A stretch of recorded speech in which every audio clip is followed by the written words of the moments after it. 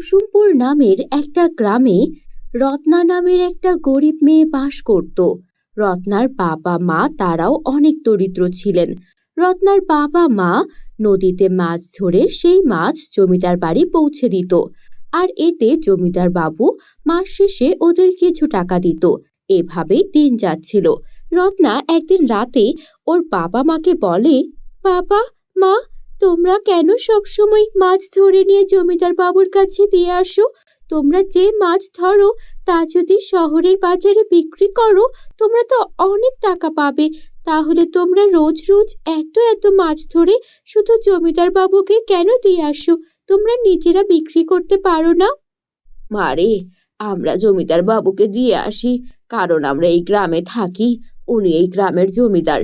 উনি আমাদের আদেশ দিয়েছেন আমরা যেন নদী থেকে তরতাজা মাছ ধরে উনাকে দিয়ে আসি, নয়তো আমাদের গ্রাম ছাড়া করে দিবেন। মগের মুল্লুক নাকি? উনি একজন জমিদার, উনি ন্যায় বিচার করেন না কেন? কই, আর পাঁচজনকে তো উনি এসব করতে বলেন না? অন্যান্য জেলেরা তো মাছ ধরে ঠিক শহরে নিয়ে যায়, তাহলে আমাদের উপর এত অবিচার কেন? উনি আমাদেরকে যে টাকা দেয় তা তো খুব সামান্য, এতে আমাদের দুবেলা ঠিক মতো খাবারও হয় না।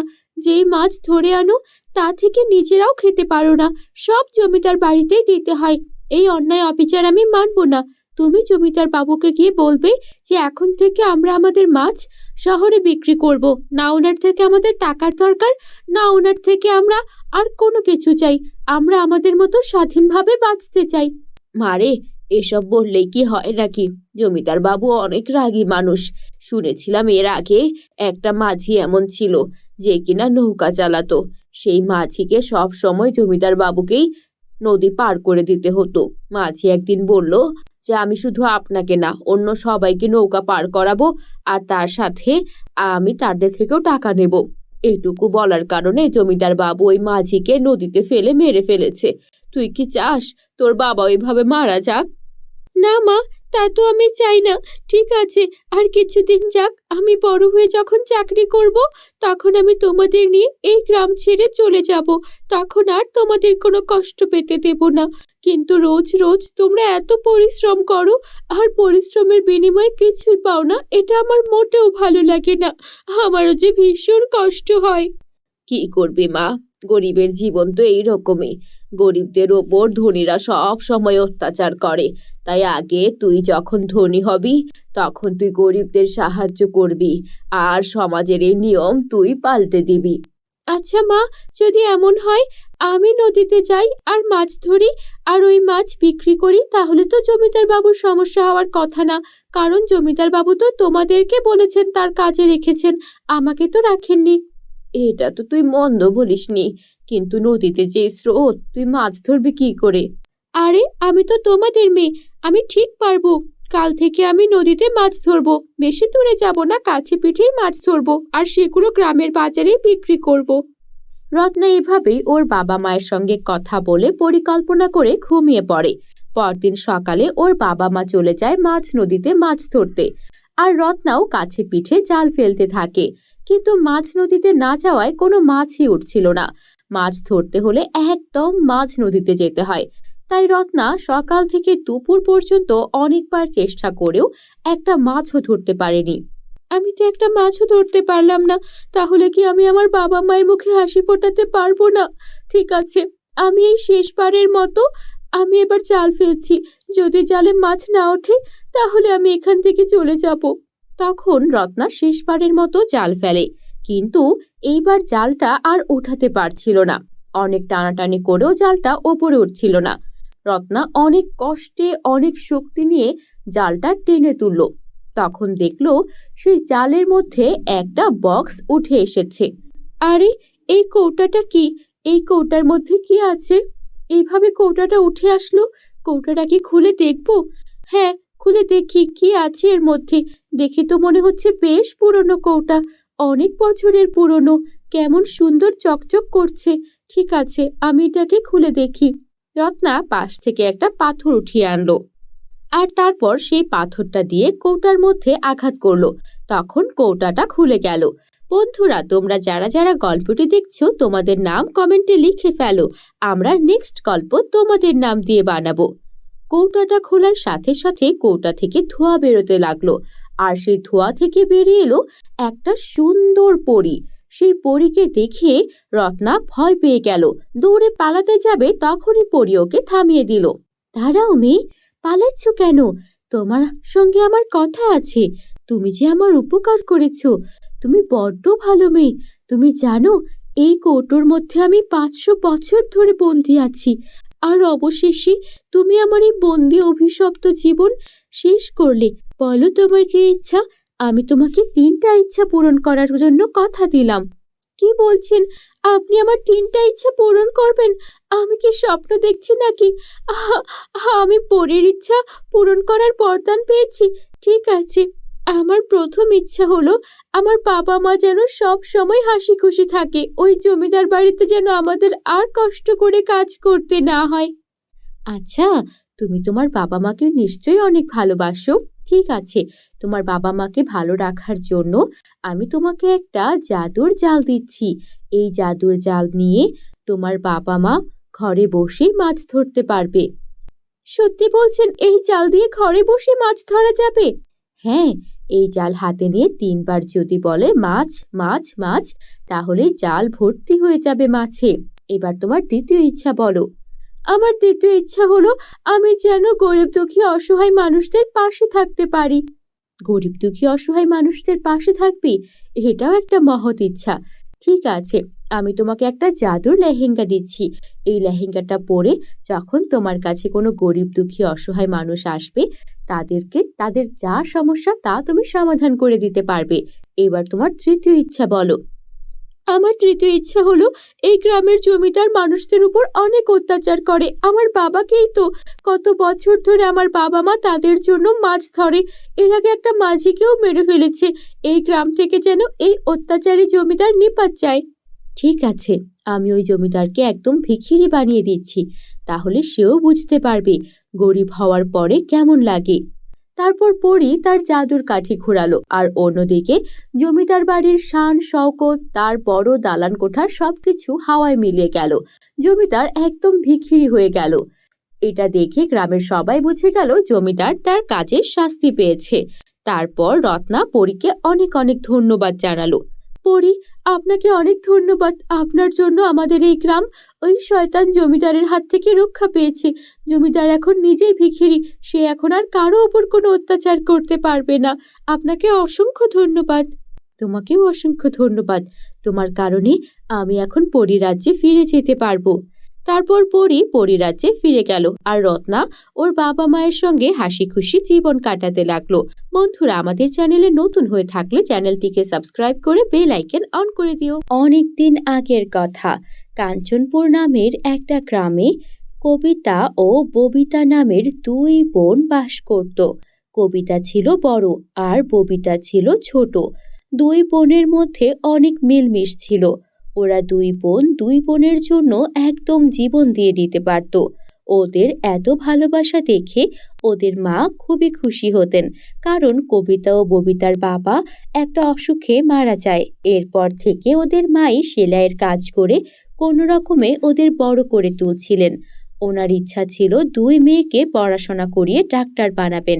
তাই তো উনি দিন রাত এক করে সেলাইয়ের কাজ করে, অন্যের বাড়িতে কাজ করে, যেভাবেই হোক টাকা জমাচ্ছিলেন, যেন মেয়েদের পড়াশোনায় কোনো প্রকার ক্ষতি না হয়। ওরা 2 বোনও সারাদিন মন দিয়ে পড়াশোনা করত, আবার পড়া শেষ করে মায়ের কাজেও সাহায্য করত। কবিতা ও ববিতা দেখতে অনেকটা পরীদের মতো সুন্দর ছিল, যেমন ধবধবে ফর্সা, তেমনি মাথা ভর্তি চুল আর মায়াবী চোখ। ওদেরকে দেখে যে কেউ প্রেমে পড়তে বাধ্য।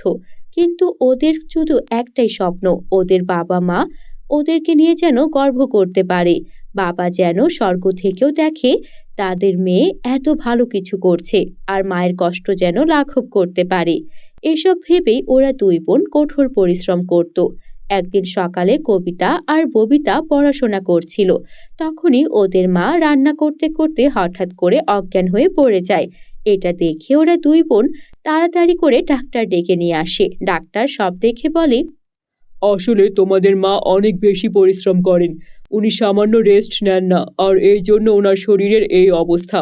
উনি যদি এভাবে রাত জেগে কাজ করেন আর একটুও বিশ্রাম না করেন, তাহলে ওনাকে বাঁচানোই আর সম্ভব হবে না। ওনাকে প্রতিদিন কমপক্ষে ৮ ঘন্টা ঘুমাতেই হবে, নয়তো ওনার শরীর দিন দিন আরও খারাপ হবে।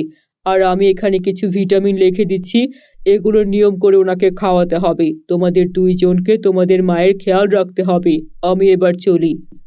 ওরা দুই বোন বুঝতে পেরে যায় ওদেরকে বড় ডাক্তার বানানোর জন্য ওদের মা অনেক বেশি পরিশ্রম করছে। তখন ওরা ঠিক করে ওদের মাকে একটু আরাম দেবে। মা, তুমি এভাবে আর পরিশ্রম করো না।